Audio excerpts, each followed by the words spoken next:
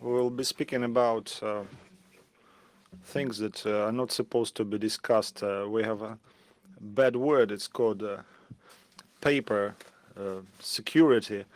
I was tracking it down through Facebook and Twitter. We've mentioned it a few times, but in actual fact, it was sometimes threatened by the organizers. People say that paper security is a threat to the modern society, and that Alexei Lukatsky says that there is a paper security term saying that information technology directors raise a conflict of interests, and the vendors are very much worried about the paper security, and they're worried about this security and explain things why it should be done. Alexei Lukatsky found this illustration: the paper and real security really do face one another.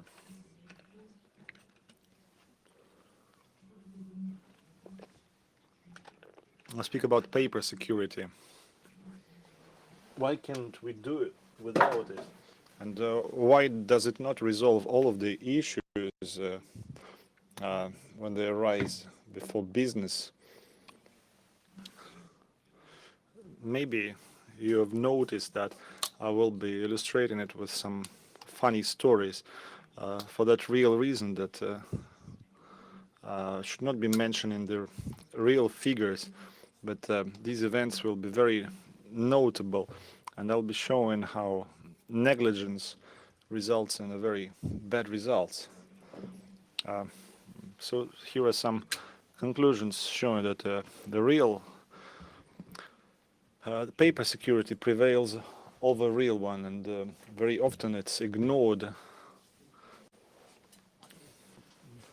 The real protection is ignored, and people are focused on the paper security, but everything has its own reasons somehow causing this or that result. And this event is all about the standoff. So what would be the difference?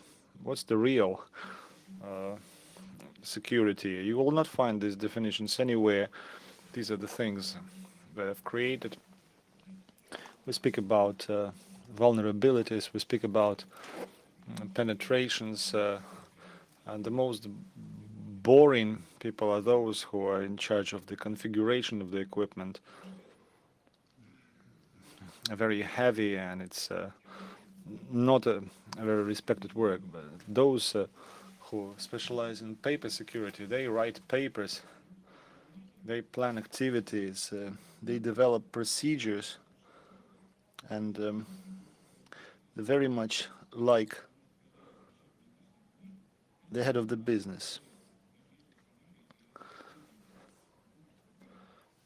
We have everything on paper, so there's nothing to worry about.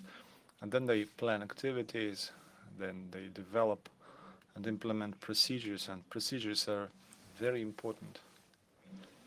They're also in charge of the staff training. It's also a very serious matter. I will be speaking about it closer to the end.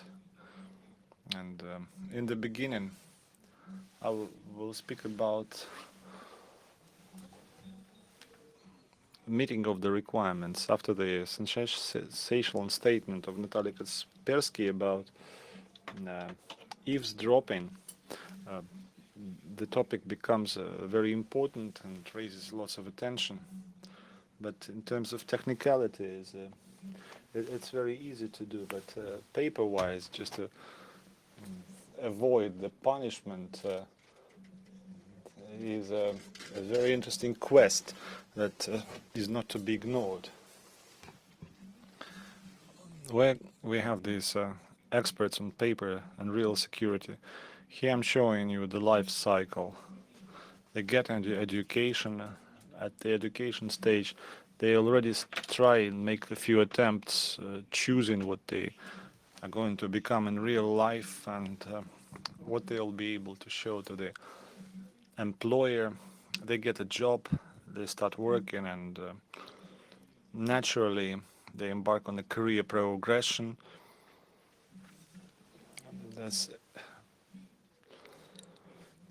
And the career progression, well, we should be honest with you. The information security expert sees that the career progression is a dead end, a deadlock. They will have to either change their profile then or start their own business and find ways to earn money on information security.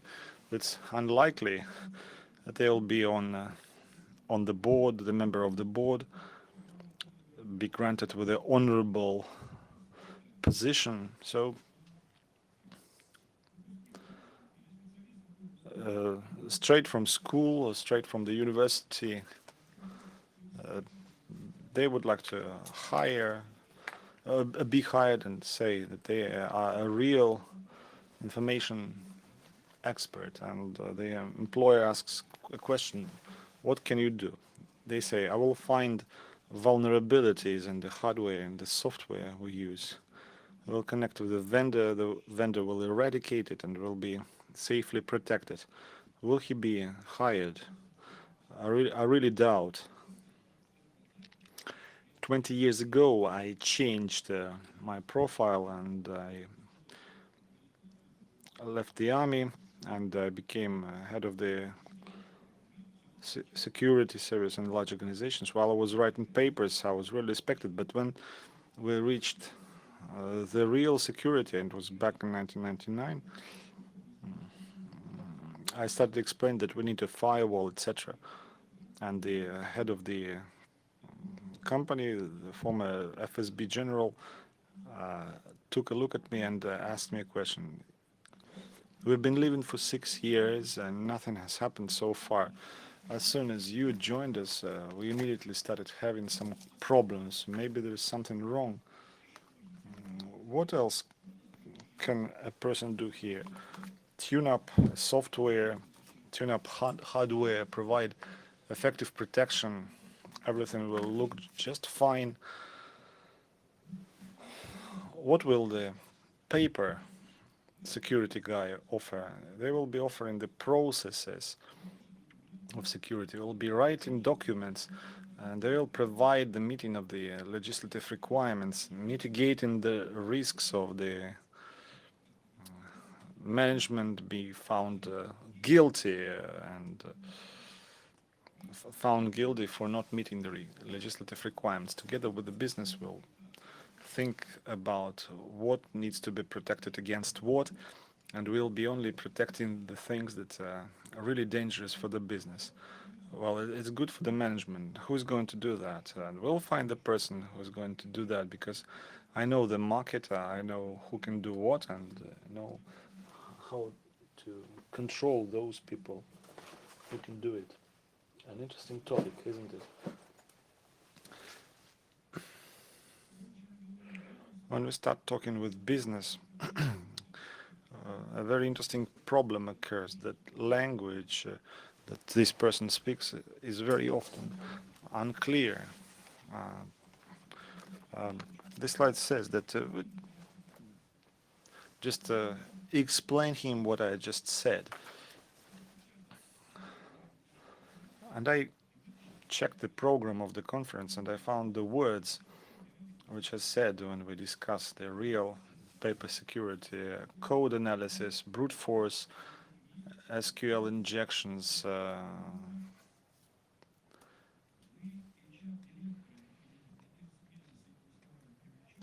will you invite the owner of the business by these words? They say, I don't understand a single word of what you're saying. When I was back in the security on the business side, I was present there with a meeting of the CEO and the person who was trying to sell a telephone connectivity system, and he wanted to explain in real simple terms what they brought to him. What will be the language that the paper guy will be speaking to them? He'll be speaking about business processes, politics, regulations, control. He'll be speaking about responsibility, profits and losses, and he'll be speaking about the trainings. And I think it will be much more understandable. Буквально 2 слова про карьеру и специализацию. Вот мы, внимательно подумав, решили, что сейчас есть 5 основных. We think that there are 5 main activities which can be attractive for the security expert. They may join the customer and start doing information protection on this side of the business, creating the processes. They may join the integrator, and the integrator does 2 things. They sell them, earning money. They also need an information security expert. We hear different statements about whether the salesman really need to understand what he's selling. I think he should, because otherwise they would sound unconvincing. You may work at a distributor and sell the products, security products that somebody else is developing, and you may work for a vendor. And ultimately you may start working as a researcher, analyzing,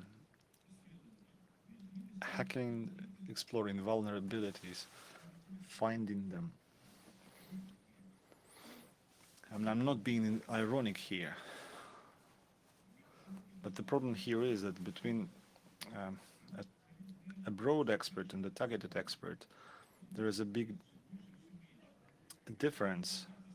And when your specialization is about the next stage, is not possible to occupy because there is no room for very targeted experts. You start to think whether you have chosen the right direction. And very much like this statement by Kazma Prutkov, you're just a one-sided expert, and if you're a one-sided expert, is a great limitation. We very often sell the services, and I'm operating in this business in the first line with a customer, and very often I see such people with hands like scissors. They always say no to any need of the business. They say, no, you cannot do that, it's very dangerous. You see, the safest computer without information leakage is the broken computer. But the business has completely different goals, and very often the business is ready to take the risks and violate the laws, but actually earn money. And if you are standing here with a chain holding the business, you won't be able to agree with them. Well, that scissor-handed man has a brother. These are my former colleagues who have always been involved in the state security, and they say everything should be hidden in a safe box. Don't show it to anyone, then there will be no information leakages whatsoever. Another story, a real one. In one very important sole proprietor town, sole employer town rather, commercial secrecy mode was established. They gathered all of the technological documentation. They said that it's commercial secret. Established a special library. And in the special library there was a special lady with the order to give these documents only to those people who borrowed, producing their official permission list, leaving their signature. But there comes a disaster at one of the workshops. Documentation was required, but it turned out that this was locked in the special library. So after the accident, they took a while to go there, and that special lady went out shopping in that particular space of time, and they were waiting for her to go back So she got back, she pulled out all the papers. Before they borrowed the papers, before they returned to the workshop, turned out that chemical leakage occurred and it covered the entire town with a poisonous cloud. And then the owner of the business asked us to check what's going on. Obviously, there is something wrong. So we asked him the first question: why do you hide the technological documentation of the vendor made a secret? And they say, well, it's the secret of the production. Well, it's not your secret, it's the secret of the vendor. So the commercial secrecy mode had to be changed. That was an example of the bad paper security. And what's paper security in detail? Well, definitely these are the procedures, acts. Well, without such procedures and acts, no organization can operate. Of course, there are organizations that operate without any documents and they survive, but we'd better ignore them. And there is a definition of the system of the controls, meeting the legislative requirements, etc., etc. For example, if you open Article 10 on the commercial secrecy law, it states that you need to provide access to the secret information of the third parties and establish the control. Control, that's important. You build such systems of relations which allows to find the person responsible, guilty, if such incidents arise, and prevent illicit activities. I will also tell you a couple of stories about that. Create procedures that eradicate 4 features and enlighten our staff, train our staff.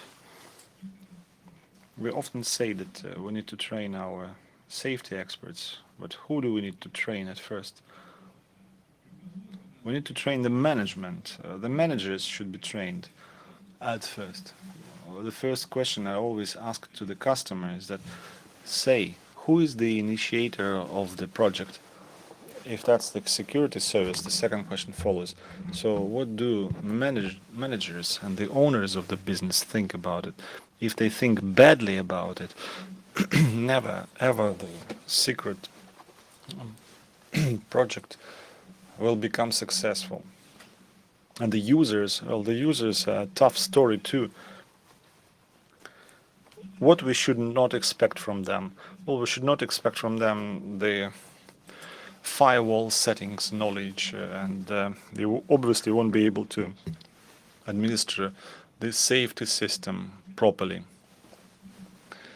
Alexei will follow with his presentation, and for him it's a horrible thing, and it's very unlikely that it will happen.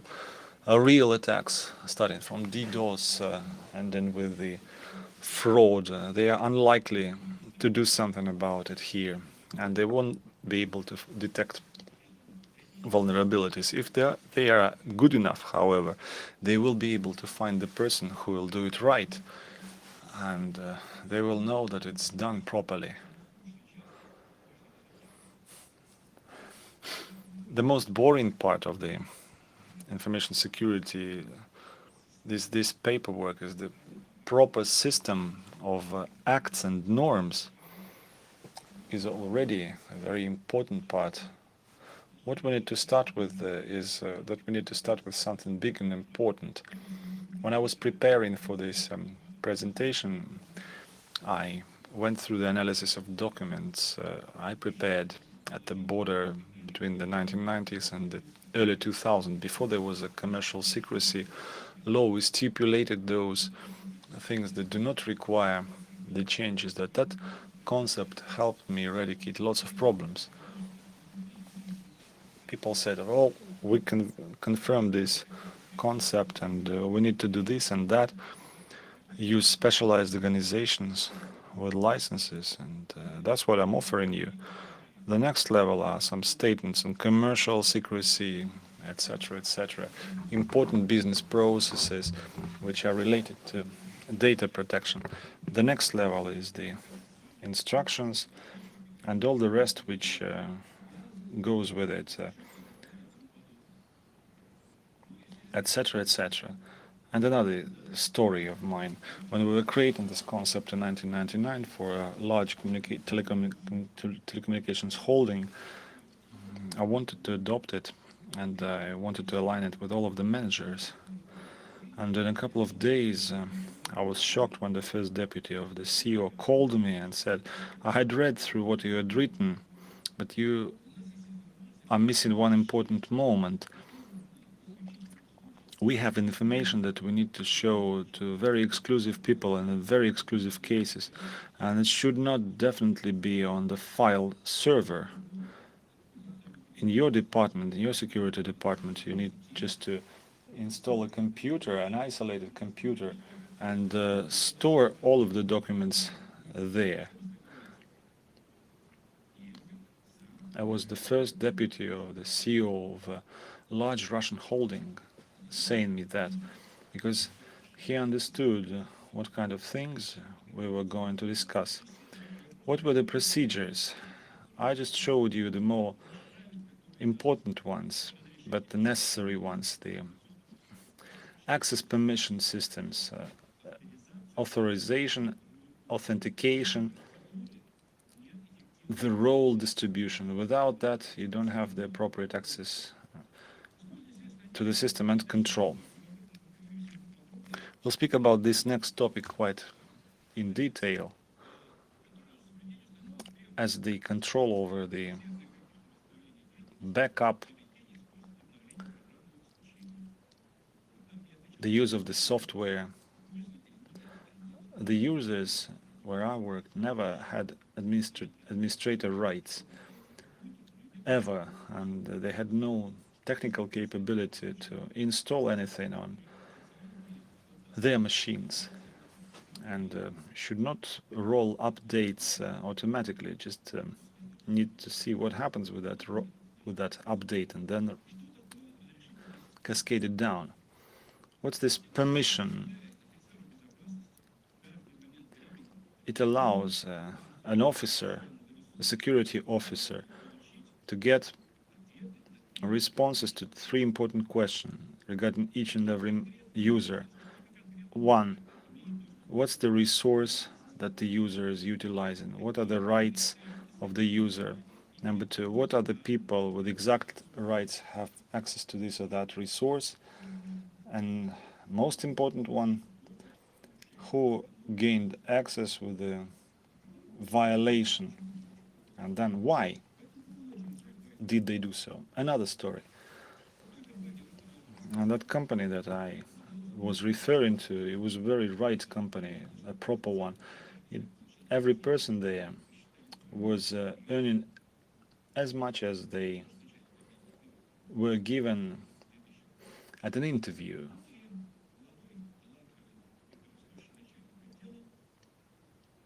And the inspiring head of the department wanted to discuss it with the management, and he said, I have the smallest salary of all of the heads of the departments in my company. And the CEO said, okay, we'll figure it out, please come over. In a couple of days we'll do it. After that, the CEO calls 3 people into his office. Who did he call? He did not call the HR manager, no. He wanted them to say how exactly this person got access to the information about the salaries of other people in our company. If there was no permission, if there was no logging, I think some people would lose their job. And it seems like that the system administrator gave him permission to 1S system for 30 minutes. He found what he wanted to find, interesting things, and learned that, went to CEO. On the next day, 2 more people were called to the CEO, the system administrator and the head of the department very politely fired them. That's an example how the paper security looks in real life.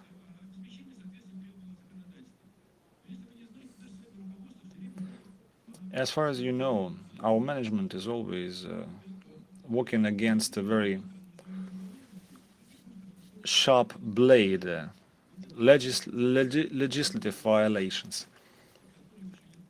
Sometimes you can easily be punished by law if you're a person in charge working with some information protection, like for example the privacy violation, Article 137, and we know who can be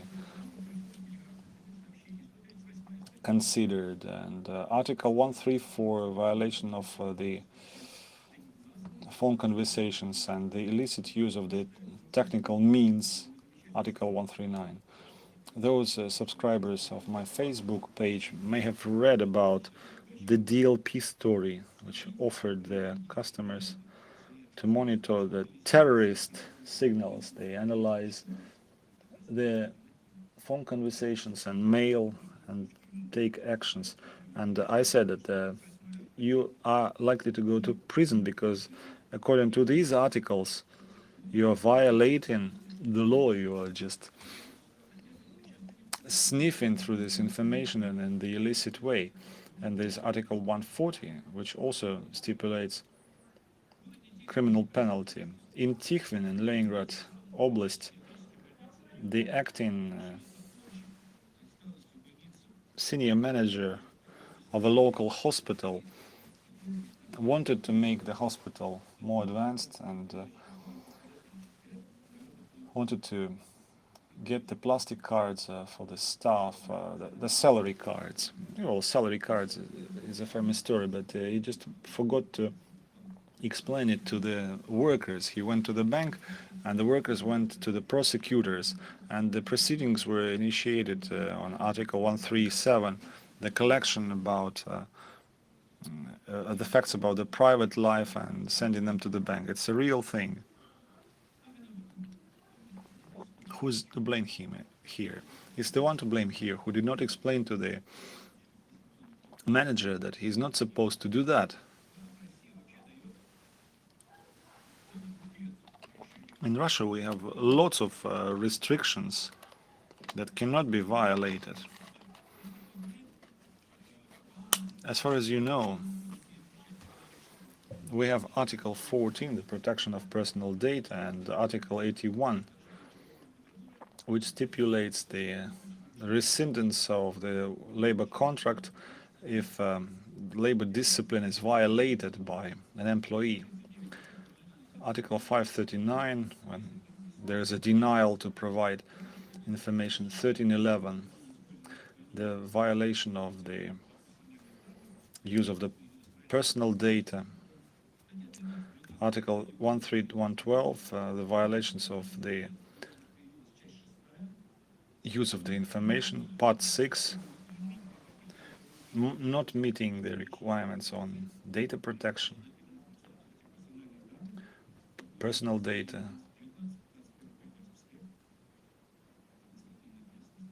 It stipulates administrative liability, limited information, and not providing the information to the legislative bodies when it's mandatory. So everyone may be punished. So another story about our company adjoined to a Russian foreign company, because 50% of this company were owned by Russians and 50% by the foreigners. At a certain moment in time, the president of the company was hated by the Russian party. He was not convincing, and they could not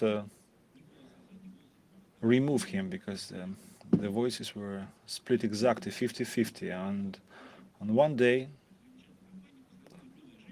a lady called this company, and she introduced herself as the labor inspector.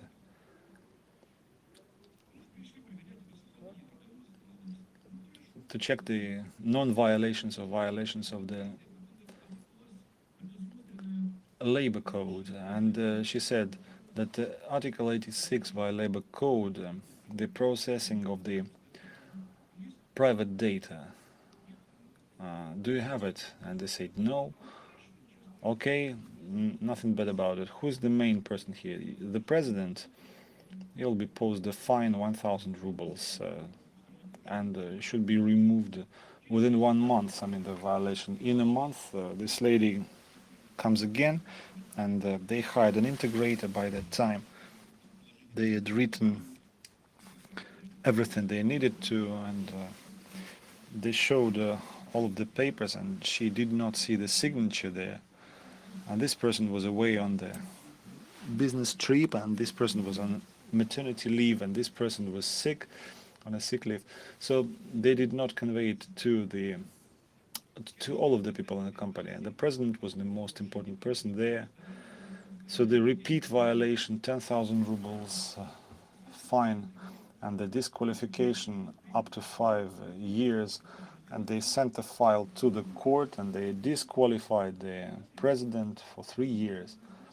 And he's a foreigner, and he was immediately revocated of his labor permission visa, and was asked to leave Russia. And then the new director and new president was appointed, and in 2 years the company was sold. That's all. The story's over. Just minor thing, but it led to such aggravated consequences.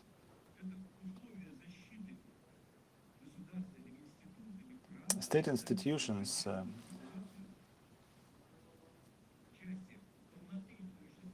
provide the complete regulation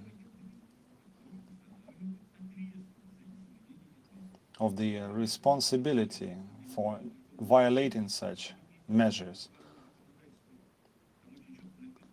It very often stipulates what exactly should be done to fire a person, and a couple of more stories. Udmurtneft, an economic security officer, was appointed the one to blame, a scapegoat, preparing the trade documentation. Information is protected as a commercial secret, so you may remember that story. You protect, you own what you protect.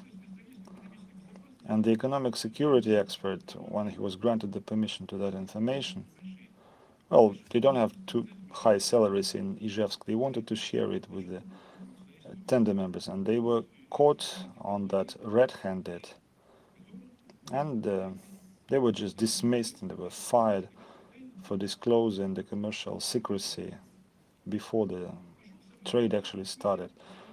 And a very humane court in the world regained his powers, wanted them to compensate his moral damage, because by restoring the commercial secrecy mode, they did not think about putting this secrecy stamp on all of the papers. It was not done, and the court had pointed out that they cannot be found guilty for non-activities of other persons, and they rolled everything back.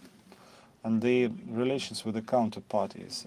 You very often work with the organizations that work with contracts, and very often you say some sacred words. Everything which relates to this contract and the information is confidential information. It should not be disclosed, and so on and so forth. You might have seen that. And that's not actually true. Here is the real story. Sib Energotrade company, a power supplier in Siberia, had signed this contract and figured out that one of the customers had disclosed the price of 1 kilowatt hour of power to one potential buyer, and he wanted to not buy it. And they went to the court to ask the compensation of the opportunity lost and all of the damages posed. and they did not quite understand what kind of information relates to commercial secrecy. Where is the confidentiality statement? Where is the commercial secrecy regime? You don't have the one, and you will not have the compensation of any losses, and that's all. Who did that? And who is supposed to do that?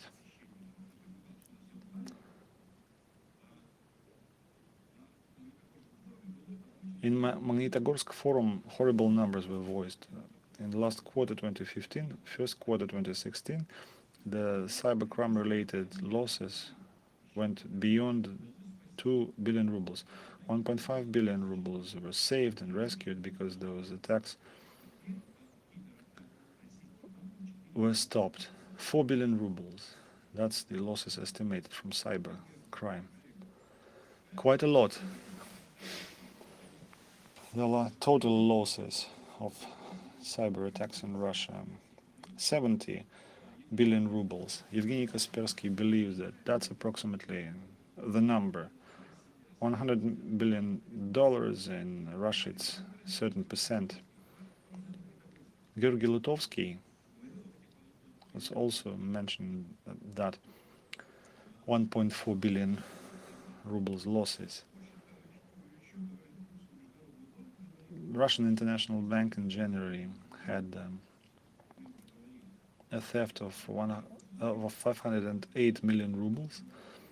The bank changed the procedures, strengthened the information security, acquired the specialized software. A classic example that I'm referring here to. Technical security was trying to install different software, and the paper security was developing the plan. Everything was working fine. But take a look at a different picture. In 2016, the total amount of the bad loans in Russia accounts for 440 billion rubles.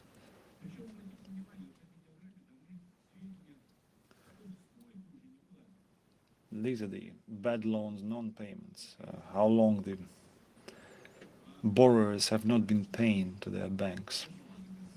I found a few numbers on the internet. In March 2015, the bad debt, 730 billion rubles.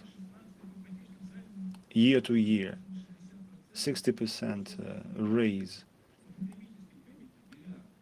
1 billion, 42 billion, car loans. These are the bank's losses. Who remembers these numbers? There should be no more than 8% of bad loans, otherwise it would pose a threat to the banking system. Can you resolve this by technical means? No, not really. These are the examples that we have just figured out for just one last month. Another story here. You may all go to the business center as a visitor, and they all seem to get your passport scan. No one can explain why it's done. And I seem to be a very dishonest person, and with a very dishonest girlfriend who works as a banking agent in a dealership with a huge retailer. I go to an office. I see this person, a security person, who likes to collect these copies of the passport scans, and I can bribe him for petty cash to get the scanned copies, and we immediately get credits, loans, quick loans, and we cash the loans, and we attach the copy of a passport, identification provided, the credit was offered. Where are these loans going? To that debt page, because no one is going to pay them. The banks see some issues in the bank. There was a credit department employee who was violating such laws. Mikhail Barshevsky, partner, for instance, was suffering from yet another story. He had $1 million. They sold something, and you went to a nice Russian bank, the top 50 bank, and you agreed on a special treatment, and you had invested this money there. You live peacefully for a year and 2 and 3 years as the owner of the account. You go to the bank and you say, well, it's time just to start using the money. Which money? You took it back 6 months ago. How? That's my signature. That's not my signature. That's your signature. Everything was fine in the bank.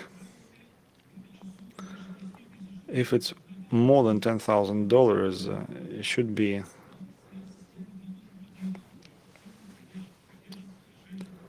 recorded on video. But when the person contacted the court, that was missing. There was no recording of a phone conversation. There was no video from the surveillance system, and the money was missing from the bank. You cannot eradicate it with hardware security. You only eradicate it with control measures. A few words about the system of control. If you really would like to control what our employees do, we just need to buy. We just need to pull out some wicked tricks, because you cannot just simply control your labor force. You just need to define the rules which stipulate exactly what are the do's and the don'ts for the worker, and you get the permission of the staff for such control and regulate it with the labor contract.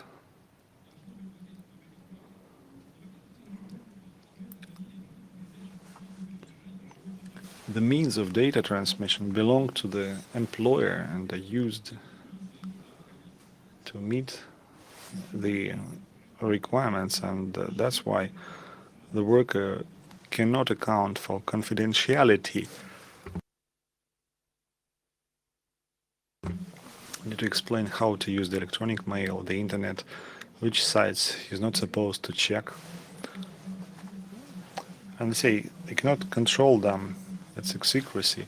But what if they fall ill and in his mail there are very important messages on business? No, you just get to that mailbox legally, but you just need to stipulate it first. And there should be certain rules, like, for example, the prohibition of sending the information using the open channels, the use of the encryption systems,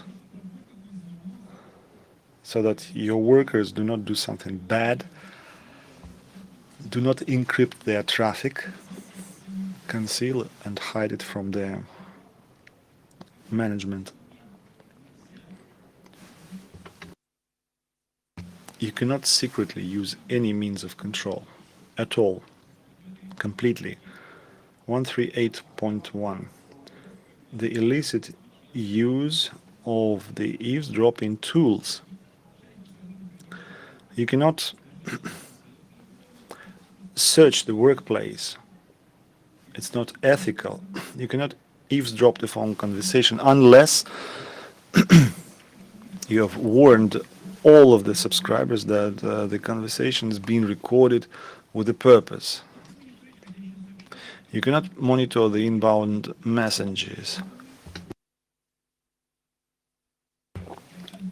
because the person who is on the outer end is not aware of your rules and is not supposed to be aware. there was one person who said, I'm not going to produce a passport at all. And the security guy was referring to the instructions. And he said, I'm not going to let you in. Show me your badge. And by not letting me in, you personally will be responsible for violating the contract closure for $3 million. And he let him in. You cannot use any confidentiality disclosures. I just wanted to refer to the Evgeny Chichvarkin case, but I cannot actually do it. So here's yet next story about Bogdan Burbulevsky and his Romanian case about firing for using an internet messenger in the workplace. What did the European Court on Human Rights say by taking the side of Romania? They said that you can actually go through the personal messages, but it depends when, with whom, and how. Like Omar Khayyam was saying, you need to have the rules of the use of such computers, and there should be regulations of such control, and the employee should clearly understand the boundaries, the depth of these regulations, and the employer need to prove that in actual fact the employee is aware of that. You need to define the permissions and the evidence that the activity is undermining and limit this control, and use the methods for control proportionally, and then yes, everything will be fine. Who do we need to teach? You just need to start with top managers. You need to teach those people responsible for such violations. We need to teach technical experts, need to increase the awareness of all of this stuff. Because if you're blind, if you're illiterate, you will be having troubles. And one final story for you. A Sberbank story in Vladivostok. They issued a loan. The guarantor was a friend of the borrower. The borrower said, no, I'm not going to pay the loan. The guarantor said that they are not going to guarantee anything, and they are not going to compensate the cost of the loan. And the bank collected that money, and the guarantor went to the bank and wanted a credit for himself. In a couple of days, the bank teller said, we're not going to give you the money. You are in the stop list. You're in the stop list, and we're not going to give you any money. And the three courts of Vladivostok region, Sberbank lost that case and was obliged to stop making such stop lists, exclude the information about the borrower, because it was violating the law. It all started because the bank teller told a lot more to the customer than she was supposed to tell. That's all. My stories are over, and I have a couple of T-shirts to give you. And by the way, I'm done with the stories. Thank you. Хорошо, я буду быстро. Значит, большое спасибо за системную подачу материала. Мой концепт контроль за мы вводим средства, мы пишем регламент, мы как должны ознакомиться. Под роспись. Полгода проходит, изменились угрозы, ландшафт, эффекты, понимаете, да, у нас там 10 тысяч работает. Да. Мы меняем регламент, то есть регламент поменялся по содержанию. Да. Как мы должны дальше?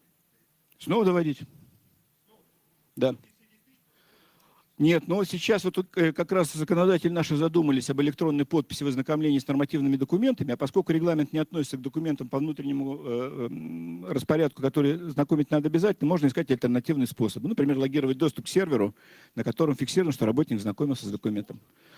Я думаю, можно, если у вас квитируется открытие почты.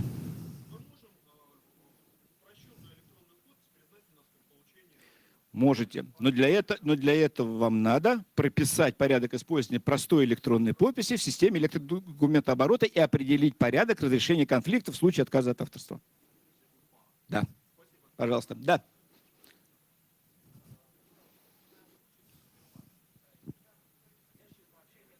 Да.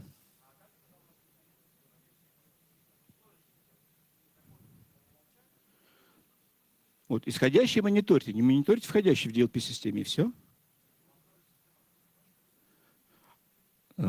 Мониторить – это не значит фиксировать на сервере. Мониторить – это значит знакомиться с содержанием. Не сохранять, не лазить и не использовать для создания доказательной базы.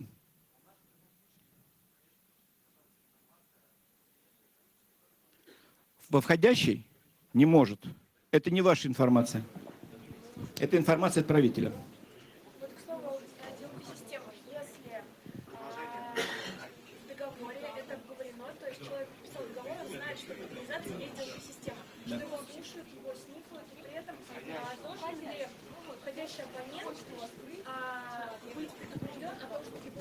Да, обязательно. Если вы читаете входящую переписку, то вам придется уведомлять. Если вы слушаете входящий телефон, робот должен говорить о том, что запись переговоров прослушивается и анализируется. Более того, мы недавно с нашими клиентами разбирались в суде по этому поводу. Они в целях сокращения объема вычеркнули слова робота, предупреждающие о записи, а обратившись с иском гражданин сказал, что его не предупреждали, его право на тайну нарушено. Михаил Юрьевич, последний вопрос можно? Все, я заканчиваю.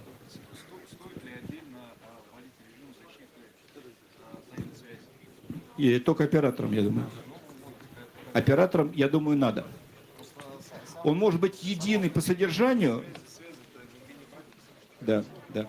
Коллеги, у нас, к сожалению, закончилось время. Я вот сейчас выйду, отвечу на ваши вопросы. И вот, пожалуйста, вам подарок. И Все, вот, кто-то на экзамен сдал? и вот девушке. За активность и вопросы. Спасибо. Да?